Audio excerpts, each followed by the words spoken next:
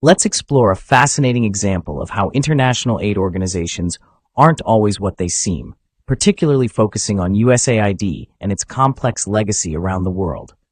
Think of USAID like a chess piece in a much larger geopolitical game. While it appears to be moving forward to help others, its actual role is often quite different. What's really interesting is how one small country, Eritrea, saw through this chess game back in 2004.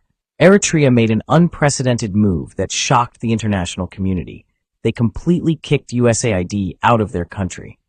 Not only that, but they went a step further and banned all NGOs from operating within their borders. This was like David standing up to Goliath, and it's a decision that's still discussed today. The story of Eritrea's resistance actually goes back to their independence struggle, which lasted 30 years. During this time, they learned valuable lessons about self-reliance and the true cost of foreign intervention. When they finally gained independence in 1991, they were determined to chart their own course, free from external influence and manipulation.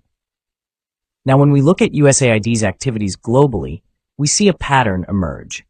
In Ukraine, they pumped money into media outlets and civil society organizations leading up to the 2014 Maidan events. Imagine if a foreign country was funding media outlets in your hometown. You'd probably have some questions about their true intentions, right? This pattern of media influence isn't isolated. It's been replicated in dozens of countries across multiple continents. In Syria, USAID's funding choices raised eyebrows when they supported organizations like the White Helmets, which various sources have linked to controversial groups in the region. It's like giving someone a paintbrush, but not asking questions about what they're planning to paint.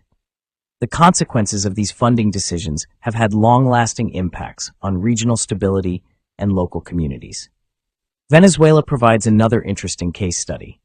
When Hugo Chavez was nationalizing oil reserves and implementing policies that lifted millions out of poverty, USAID was actively working to create opposition movements. Think of it as trying to change the rules of the game while someone else is winning. Their efforts included funding youth organizations and alternative media outlets, all aimed at shaping public opinion. The former Yugoslavia offers perhaps one of the clearest examples of what critics call disaster capitalism.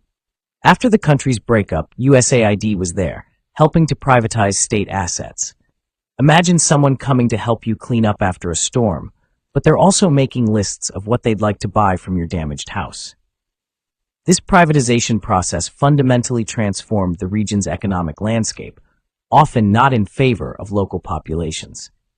What makes Eritrea's stance so remarkable is that they recognized these patterns early on. While other nations were accepting USAID's involvement, Eritrea essentially said, "We'd rather build our own house, even if it takes longer." This decision, while criticized by many at the time, demonstrated a fierce commitment to genuine independence and self-reliance. The country's leadership understood something fundamental. True development must come from within. They implemented policies focusing on domestic capacity building, infrastructure development, and education.